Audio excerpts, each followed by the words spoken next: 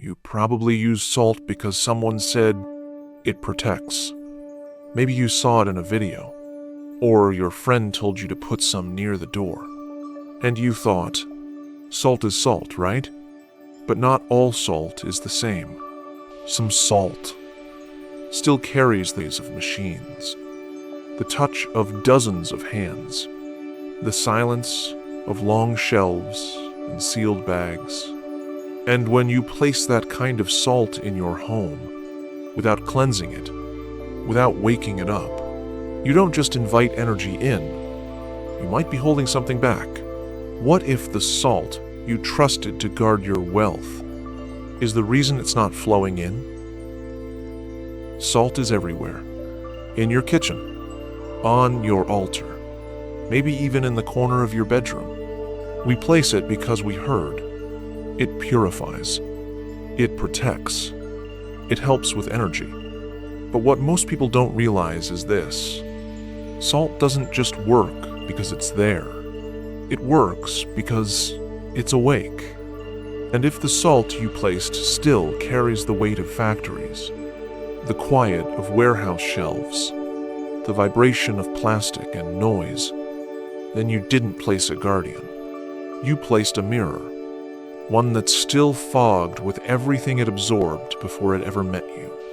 And in Feng Shui, where qi moves like breath, that fog is enough to stall the flow of wealth. It's not about superstition. It's about resonance. Tonight, we'll talk about how to listen to your salt and how to help it listen to you. Before we begin, just a quiet reminder. What we're doing here is part of something bigger. This isn't the first ritual, and it won't be the last. We've already walked through 7 salt gateways, each one opening a new way for wealth to return, from how you place it, to how you speak to it, to how you let it go. And if you're ready to go deeper, you'll find a whole journey waiting in the Salt Rituals playlist. And beyond salt, we've begun whispering through the trees, the kitchen, the air inside your home, because wealth moves through all of it. So stay until the end of this video, because in the final moments, I'll show you a ritual to cleanse even the cheapest salt and turn it into a true vessel for prosperity. It's subtle, but it changes everything. You bought salt, you placed it, and you thought, that's it, that's all I need. But if salt holds memory, then what has your salt remembered before it even met you? Most salt sold in stores isn't made for energy work. It's processed, refined, bleached. It's been handled by machines, packed in plastic, stored in warehouses for months. It may be clean on the outside, but inside, the crystal is full of noise. Most people see salt as something physical, a grain, a mineral, something dry and simple. But in energy work, especially in Feng Shui, salt isn't just what you see, it's what it holds. Salt is a crystalline substance. That means every grain has a structure, a lattice that can store vibration. Think of it like a room with no windows, but perfect memory. Whatever enters, stays, until someone opens the door and clears the air. That's how salt works. It remembers. It records. It absorbs everything it touches. The energy of the hands that packed it, the noise of the machines that shaped it, the silence of factory shelves. Even when you can't see it, the salt remembers. That's why ancient traditions never used salt straight from the bag. They passed it through smoke, through sunlight, through whisper and breath. Because if you skip that step, you're not working with clean salt. You're working with someone else's leftover energy. And when you place that into your home, your most sacred space, the salt doesn't just sit there. It keeps releasing the energy it's been holding, quietly, constantly. Instead of purifying your room, it begins to rewrite it. Modern science calls this crystal lattice resonance. It's why salt reacts to humidity, to sound, to light. And in Feng Shui, we've known this long before science gave it a name. Because when salt is full of foreign qi, it doesn't purify your space. It clouds it. So you placed your salt in the corner, hoping it would guard your wealth. But if the salt was never cleansed, if it carried static from factories, hands, plastic wrap, then what it absorbed might still be humming in your home right now. A quiet fog, one you can't see, but feel. How many rituals have you done with salt that never truly listened to you? Not because you didn't mean well, but because the salt was never ready. So what happens when this kind of salt sits in your home for days, weeks, even months? In the next part, we'll explore how dead salt doesn't just fail to help, it begins to block, and how that block might be the reason your wealth hasn't been arriving. Salt doesn't choose what it absorbs, it just takes. And if the energy it holds isn't yours, then the space it protects may not be yours either. We think of salt as a purifier, but even purifiers need to be reset. Because when salt absorbs too much, or absorbs the wrong energy, it doesn't just stop working, it begins to push back. In Feng Shui, qi is like breath. It moves through your space. Soft, steady, unseen.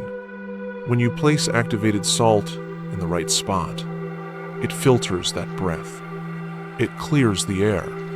But when you place unawakened, oversaturated salt, something shifts. The salt doesn't just absorb negativity, it holds it. And over time, it begins to leak back into your space. Not with drama, but with dullness. You won't see it in the air. You'll feel it in your body, in your mind, in your flow. The salt becomes heavy.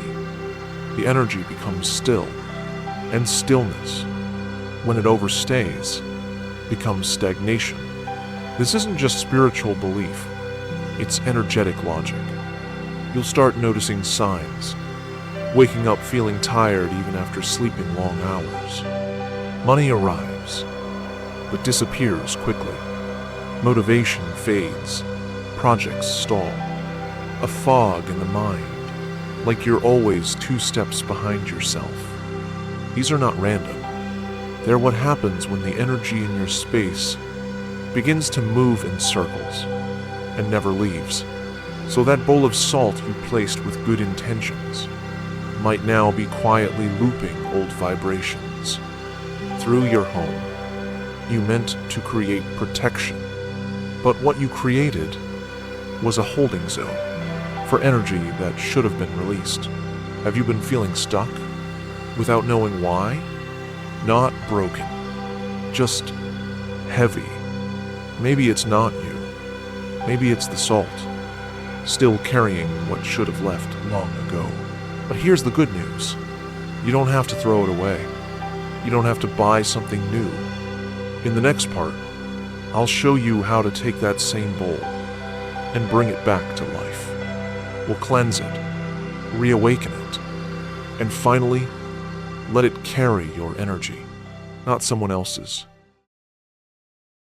Not all salt starts in the same state, and if you don't know what yours has been through, you might be starting your ritual with something that's not ready to help. A lot of people think, just buy Himalayan salt. That's the best one, right? But even the purest crystal can carry static if it's been sitting in silence too long. And even sea salt, full of natural minerals, can hold the energy of ports, packaging, and pollution. Let's break it down. The salt isn't bad or good. Let's talk about the kinds of salt people usually use. First, there's table salt, the kind that comes in a big white container, maybe wrapped in plastic. It's refined, sterile. It's been stripped of minerals and memory. This salt was made for flavor, not energy. It might look clean, but it's energetically flat, almost hollow. Then there's natural sea salt, more raw, more textured. It still carries something of the ocean, but also the journey it took to reach your home. Warehouses, ships, markets. That's a lot of energy for a small crystal to hold.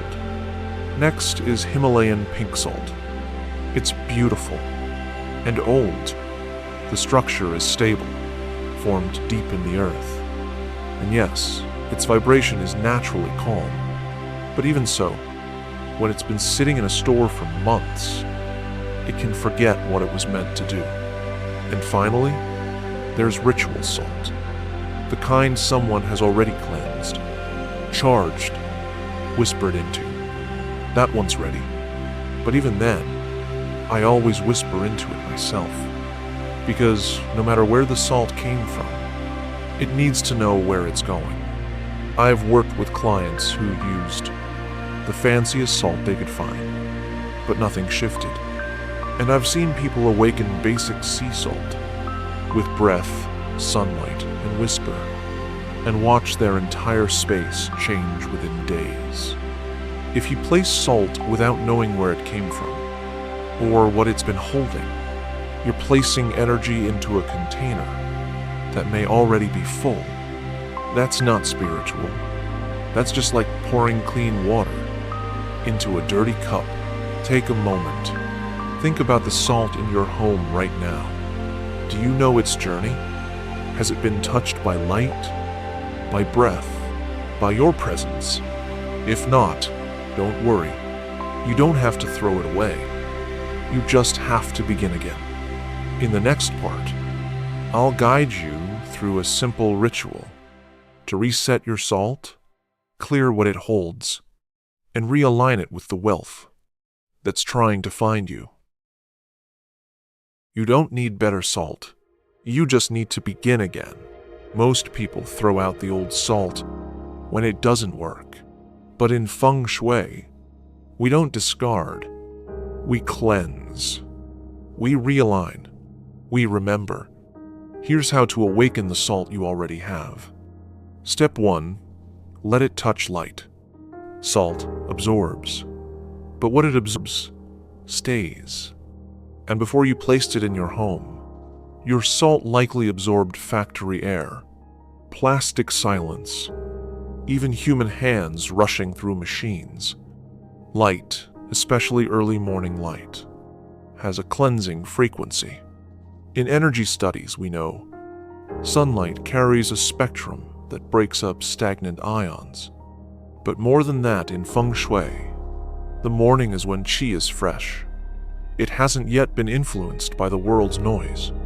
So when you place your salt in soft daylight, you're not just lighting it up. You're letting it breathe.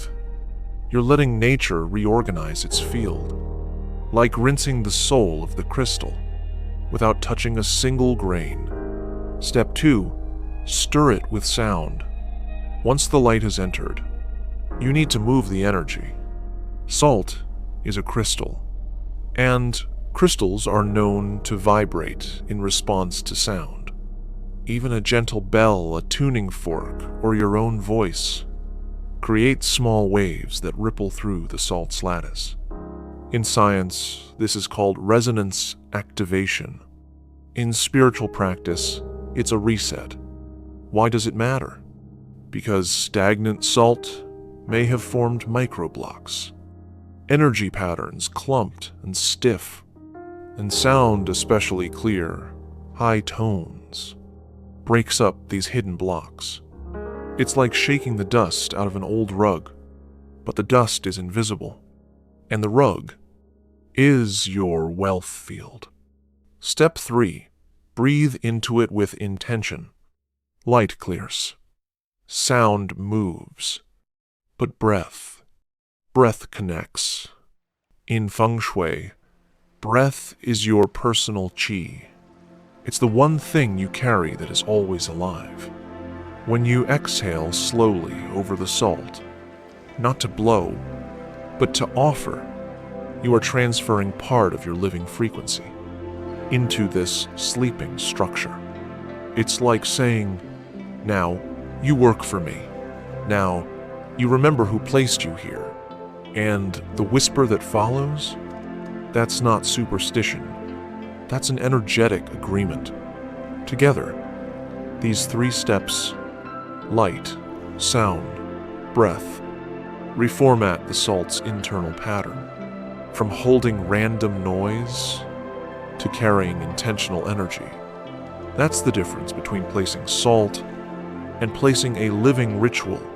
And if you ask me, after all this time, all these rituals, all the energy shifts I've seen, I still believe that sea salt is the one I trust most. Real, raw sea salt, harvested by hand, dried under the sun, still holds the memory of water, of movement, of flow. And in Feng Shui, that's everything. If you ever have the chance, the access, the space to choose, I'd say choose sea salt. Not because it's trendy, but because it knows how to breathe.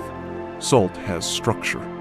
That structure records vibration. When you bring light, sound, and breath together, you reset that structure. Even modern science knows. Salt crystals shift under electromagnetic fields, and intention is your field. I know what it feels like to do everything right.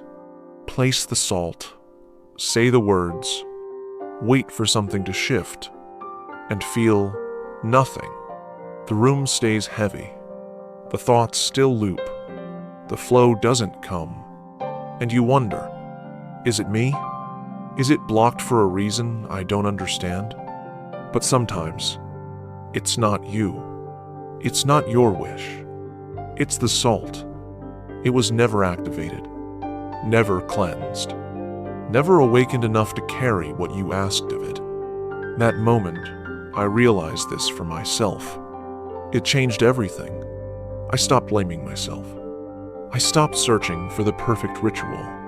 I just slowed down. I brought the salt to the window. I rang the bell. I breathed into it, not as a task, but as a return. And something opened. Not loud, not dramatic, but real. Like the room remembered me again. So if you've been feeling stuck, lost in routines that don't bring results, maybe it's not about starting over. Maybe it's about coming back to the salt you already placed. And finally, letting it hear you. Now that your salt is clean, now that it carries your breath, your voice, you don't need to keep asking for more. In the next part, we'll talk about what happens when salt becomes more than a ritual. It becomes a presence. There comes a moment when salt stops being a ritual and starts becoming a presence. It no longer feels like a thing you placed. It feels like something that's with you, watching, holding, quietly humming in the background. You pass by it in the morning, and it gives a kind of stillness to your steps. You speak your affirmations, and somehow they land deeper. You're no longer hoping the salt will work. You know the field is listening. At this point, you stop asking for wealth to come. You start holding space for it to arrive. And when you touch the salt, you don't plead. You just nod, as if to say, "We're ready." It was a time I reset a bowl of salt and placed it by the east-facing window. I had done everything right.